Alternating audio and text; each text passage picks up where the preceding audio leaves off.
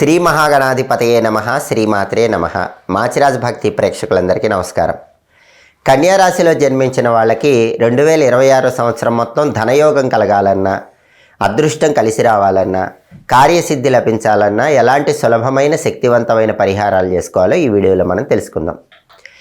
ఎప్పుడైనా సరే గురుగ్రహం బలం ఉంటే ధనపరంగా కలిసి వస్తుంది. రావలసిన ధనం సకాలంలో చేతికి వస్తుంది. సంపాదించిన ధనం నిలబడుతుంది. బ్యాంక్ బ్యాలెన్స్ పెరుగుతుంది. బంగారం కొనుక్కునే యోగం ఉంటుంది.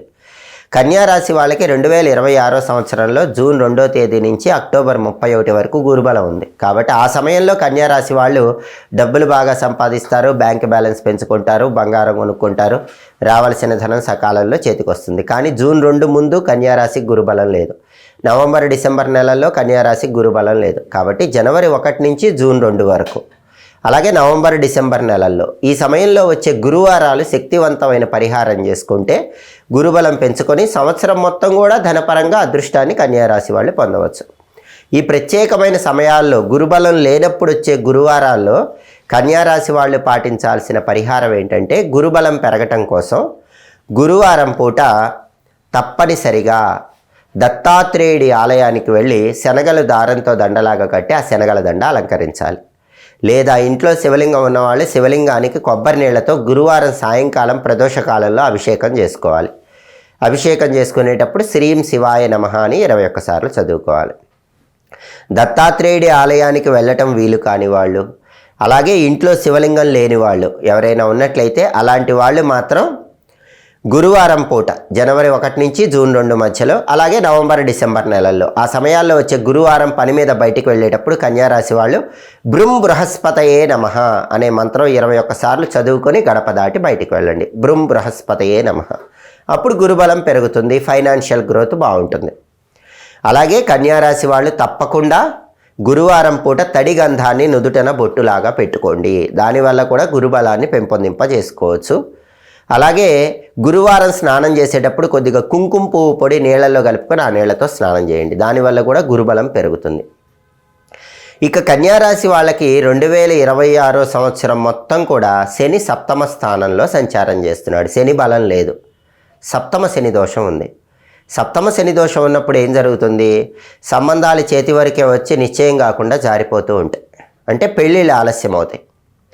అలాగే భార్యాభర్తల మధ్య కూడా విభేదాలు కలిగే అవకాశాలు ఎక్కువగా ఉంటాయి. కన్యారాశి వాళ్ళు లైఫ్ పార్ట్నర్తో అటాచ్మెంట్ కాకుండా డిటాచ్మెంట్లో ఉంటూ ఉంటారు. అంటే ఎక్కువ అట్రాక్షన్తో ఉండరు, అట్రాక్షన్ లేనట్లుగా ఏదో ముభావంగా ఉంటాం, అలా ఉండటానికి అవకాశాలు ఎక్కువగా ఉన్నాయి. ఎందుకంటే 7వ స్థానం వివాహ స్థానంలో శని సంచారం సంవత్సరం మొత్తం నడుస్తుంది. కాబట్టి పెళ్ళిళ్ళు కావలసిన కన్యారాశి వాళ్ళకి పెళ్ళిళ్ళు ఆలస్యం అవటం, పెళ్ళైన కన్యారాశి వాళ్ళకి లైఫ్ పార్ట్నర్తో అంత అట్రాక్షన్ లేకపోవటం, సుముఖత లేకుండా విముఖత ప్రదర్శించటం, లేదా ఉద్యోగరీత్యా లేదా ఇతర కారణాల వల్ల కన్యారాశి వాళ్ళు లైఫ్ పార్ట్నర్కి దూరంగా ఉంటాం, భర్త ఒక చోట భార్య ఒక చోట అలా ఉంటాం. ఇలాంటివన్నీ కూడా సప్తమ శని దోషం వల్ల కన్యారాశి వాళ్ళకి ఏర్పడతాయి. అది పోవాలంటే, వివాహ దాంపత్య సమస్య లేకుండా ఉండాలంటే కన్యారాశి వాళ్ళు తప్పకుండా 2026 సంవత్సరంలో ఒక్కసారి 7 శనివారాల వ్రతం చేసుకోండి. 7 శనివారాల వ్రతం అనేది వివాహ దాంపత్య సమస్యలన్నీ పోగొడుతుంది. 7 శనివారాల వ్రతం చేసుకోవటం వీలు కాని వాళ్ళకి ఒక అద్భుతమైన పరిహారం ఉంది. ఆ పరిహారం ఏంటంటే, ప్రతి శనివారము కూడా బియ్యపిండి, బెల్లం తురుము, ఆవు పాలు కలిపి ఒక చలివిడి దీపాన్ని తయారు చేసుకోండి. పిండి దీపాన్ని తయారు చేసుకోండి. ఆ పిండి దీపంలో ఆవు నెయ్యి పోసి వెంకటేశ్వర స్వామి ఫోటో దగ్గర మీ ఇంట్లో ఆ పిండి దీపం వెలిగించుకోండి. వీలైతే 2 పిండి దీపాలు వెలిగిస్తే అద్భుత ఫలితాలు కలుగుతాయి. ఓం నమో వెంకటేశాయ, ఓం గోవిందాయ నమః అని స్మరించుకుంటూ పిండి దీపాలు వెలిగించాక తులసి దళాలతో వెంకటేశ్వర స్వామి చిత్రపటానికి పూజ చేసుకోవాలి. అలాగే వెంకటేశ్వర స్వామి ఆలయానికి శనివారం వెళ్ళటం, వెంకటేశ్వర స్వామికి ఆలయంలో తులసి మాలికను సమర్పించటం, ఆలయంలో వెంకటేశ్వర స్వామికి 7 ప్రదక్షిణలు చేయటం ద్వారా కూడా సప్తమ శని దోషం నుంచి బయటపడవచ్చు, వివాహ దాంపత్య సమస్యలు అధిగమించవచ్చు. కన్యారాశి వాళ్ళకి ఈ సంవత్సరం మొత్తం రాహు బలం అద్భుతంగా ఉంది. ఆల్మోస్ట్ ఇయర్ ఎండింగ్ వరకు, అంటే డిసెంబర్ 5 వరకు రాహు బ్రహ్మాండంగా ఉన్నాడు. రాహు 6వ స్థానంలో సంచారం చేస్తున్నాడు. దీనివల్ల అనారోగ్య సమస్యలు అనేవి కన్యారాశి వాళ్లకు ఉండవు. దీర్ఘకాలంగా వెంటాడుతున్న అనారోగ్య సమస్యలకు ఉపశమనం కలుగుతుంది. అలాగే కన్యారాశి వాళ్ళు 6వ స్థానంలో రాహు సంచారం వల్ల శత్రు బాధల నుంచి బయటపడతారు. భయంకరమైన రహస్య శత్రువులు, బహిర్గత శత్రువులు అందరు నశించిపోతారు. శత్రువులు మిత్రులుగా మారిపోతారు. 6వ స్థానంలో రాహు సంచారం వల్ల కన్యా రాశి వాళ్ళు అబ్రాడ్ వెళ్ళగలుగుతారు. అబ్రాడ్లో జాబ్ వస్తుంది. అబ్రాడ్లో హైయర్ ఎడ్యుకేషన్ కోసం చేసే ప్రయత్నాలు అనుకూలిస్తాయి. విదేశాల్లో బాగా డబ్బులు సంపాదించే యోగం ఉంది. అలాగే అప్పుల సమస్యల నుంచి బయటపడగలుగుతారు. అనారోగ్యాలు, అప్పులు, శత్రువులు, ఈ బాధలన్నీ కూడా 6వ స్థానంలో రాహు సంచారం వల్ల తొలగింపజేసుకొని అద్భుతమైన ఫలితాలు పొందుతారు. 6వ స్థానంలో రాహు ఉన్నప్పుడు విదేశాల్లో చక్రం తిప్పే యోగం ఉంటుంది. కాబట్టి రాహువుకు సంబంధించి ఎలాంటి పరిహారాలు కన్యా రాశి వాళ్ళు 2026లో చేసుకోవాల్సిన అవసరం లేదు. రాహువు ఆల్మోస్ట్ ఇయర్ ఎండింగ్ వరకు డిసెంబర్ 5 వరకు అద్భుతంగా యోగిస్తున్నాడు. అయితే కేతువు మాత్రం 12వ స్థానంలో వ్యతిరేక ఫలితాలు ఇస్తున్నాడు. డిసెంబర్ 5 వరకు అంటే ఆల్మోస్ట్ ఇయర్ ఎండింగ్ వరకు కేతువు 12వ ఇంట్లో ఉండటం వల్ల ఏం జరుగుతుందంటే ఒక్కొక్కసారి వైరాగ్యం వస్తుంది, నైరాస్యం వస్తుంది, రిలేషన్స్ పట్ల డిటాచ్మెంట్ వస్తూ ఉంటుంది. ఆకస్మికంగా అనుకోకుండా హఠాత్తుగా తీర్థయాత్రలకు వెళ్ళిపోవాలి, భగవద్ దర్శనం చేసుకోవాలి, ఇలాంటి ఆలోచనలు కూడా వస్తూ ఉంటాయి. ఏది శాశ్వతం కాదనే భావాలు వస్తూ ఉంటాయి. అన్ఎక్స్పెక్టెడ్గా ఏదో ఒక వైరాగ్య భావన అనేది వస్తూ ఉంటుంది. అలా రాకుండా ఉండాలంటే 12వ ఇంట్లో కేతువు వల్ల ఈ డిటాచ్మెంట్ అనేది రిలేషన్స్లో రాకుండా ఉండాలంటే కన్యారాశి వాళ్ళు మంగళవారం పూట గణపతికి దేవాలయంలో అభిషేకం చేయించుకోండి. నెలకొక్కసారి గణపతి ఆలయానికి మంగళవారం వెళ్ళి గరికపోచలు కలిపిన జలాలతో గణపతికి అభిషేకం చేయించుకోండి. లేదా గరికపోచలతో ఎర్ర పుష్పాలతో గణపతికి అర్చన చేయించుకోండి. ఇలా ఈ సంవత్సరం 12 మంగళవారాలు కానీ 7 మంగళవారాలు కానీ చేసుకుంటే వ్యయంలో 12వ ఇంట్లో కేతువు ఇచ్చే వ్యతిరేక ఫలితాలు తొలగిపోతాయి. కన్యా రాశి వాళ్ళకి మాత్రం ఖచ్చితంగా ఈ సంవత్సరం అబ్రాడ్లో బ్రహ్మాండమైన యోగం కనిపిస్తుంది.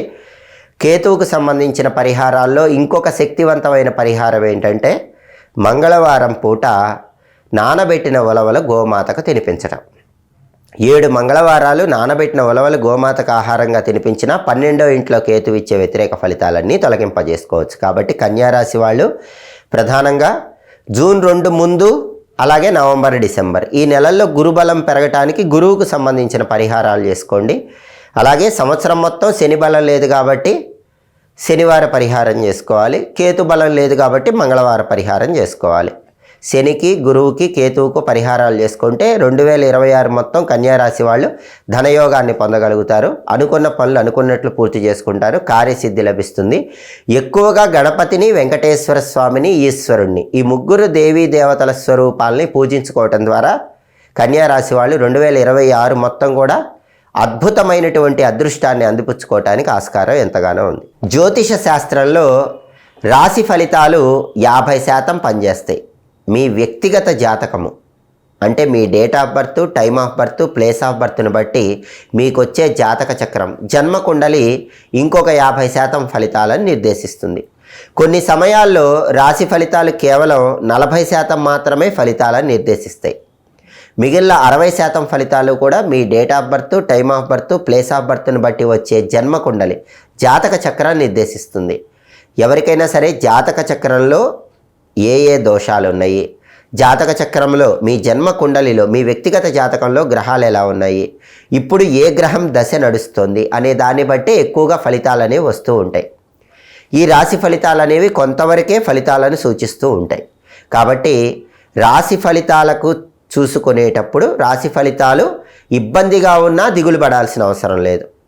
అద్భుతంగా రాశి ఫలితాలు ఉన్నప్పటికీ ఒక్కొక్కసారి వ్యక్తిగత జాతకం బాగుండకపోతే వ్యతిరేక ఫలితాలు వస్తూ ఉంటాయి. కాబట్టి రాసుల పరంగా పరిహారాలు చేసుకోవడంతో పాటుగా మీకు అదృష్టం కలిసి రావాలన్నా, కార్యసిద్ధి ఏర్పడాలన్నా, ధనయోగం, రాజయోగం సంపూర్ణంగా లభించాలన్నా మీ date of birth, time of birth, place of బర్త్ను బట్టి మీకు వచ్చే జాతక చక్రము, జన్మ కుండలి, వ్యక్తిగత జాతకంలో ఏ దోషాలు ఉన్నాయో తెలుసుకోండి.